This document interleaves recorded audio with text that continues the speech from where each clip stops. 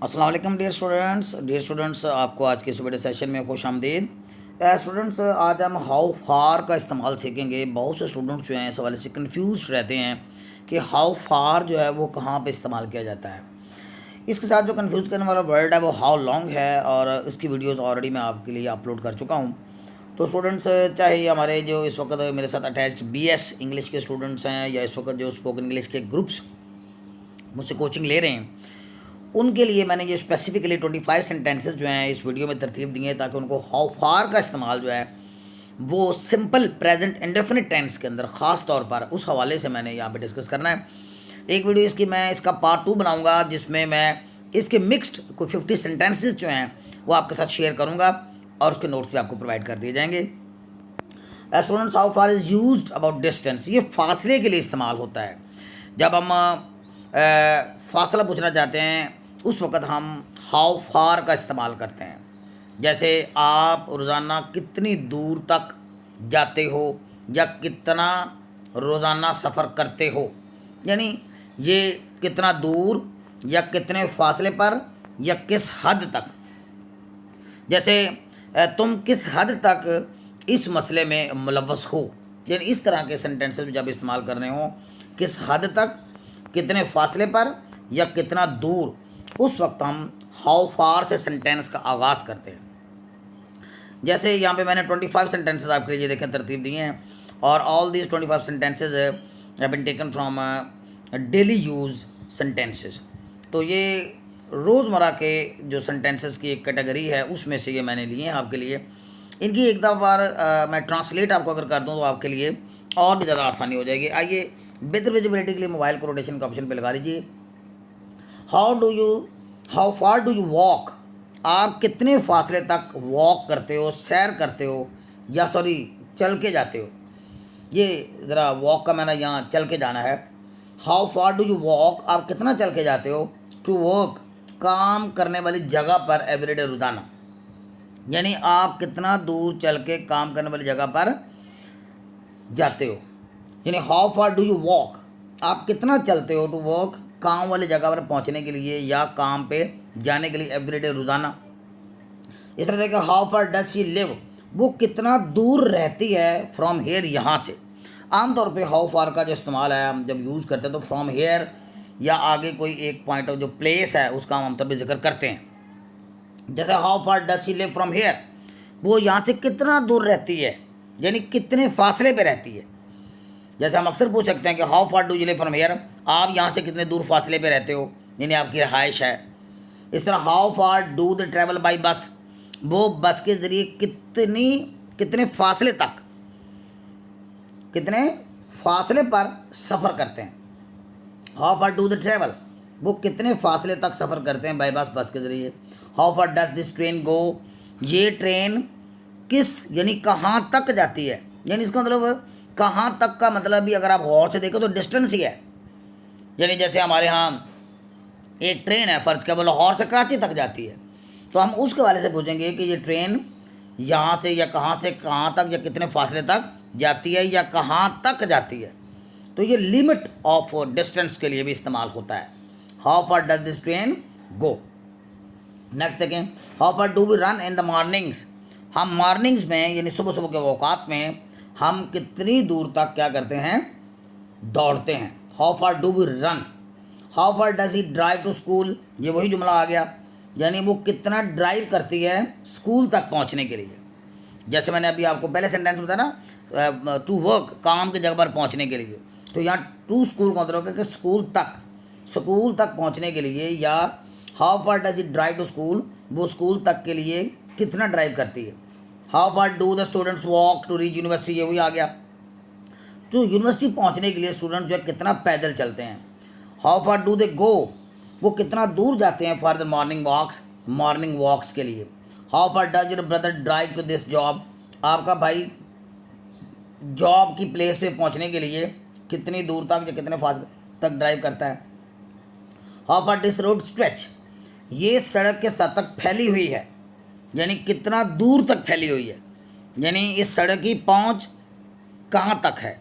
तो how far, कितनी दूर या किस हद तक, दिस रोड स्ट्रेच, ये सड़क फैली हुई है, ये सड़क का फैलाव किस हद तक है, ये भी इसका तर्जुमा हो सकता है। How far do you usually cycle on weekends, आप वीकेंड्स पे आमतौर पे कितना साइकिलिंग करते हैं, यानी किस हद तक, कितने फासले तक आप साइकिलिंग करते हैं। साइकिल यहाँ बतौर वर्ब यूज़ हुआ है और यूजली का माना अमूमन होता है।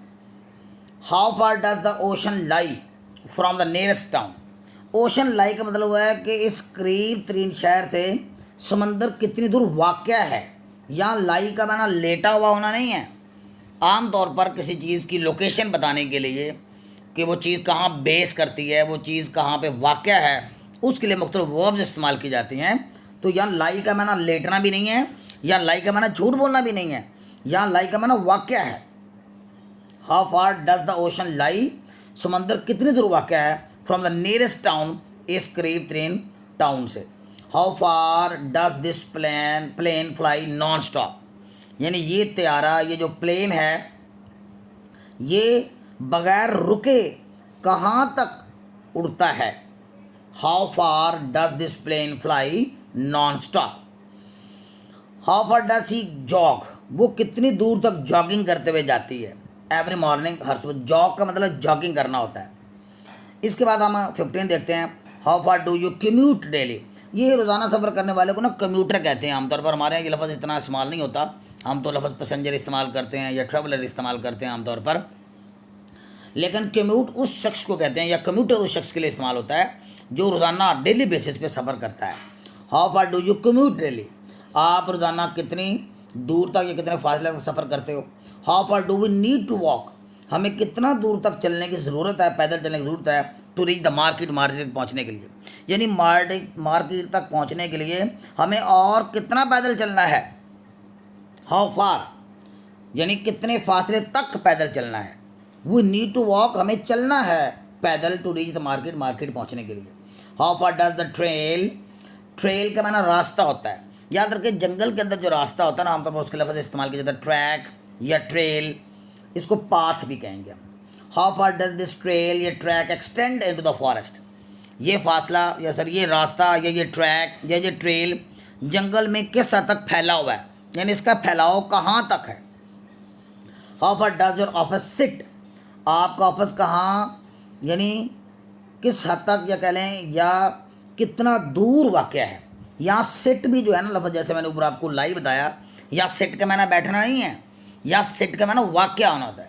एडवांस लेवल की इंग्लिश में हम इस तरह के वर्ब्स जो हैं वो इस्तेमाल करते हैं।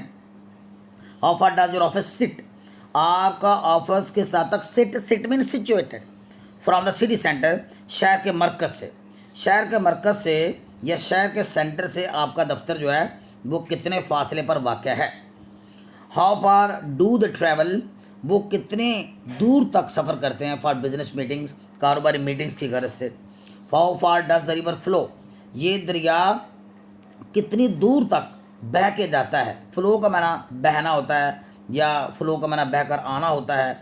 बिफोर रीचिंग द सी, समंदर तक पहुंचने से पहले ये दरिया कितना फासला क्या करता है, बहता है।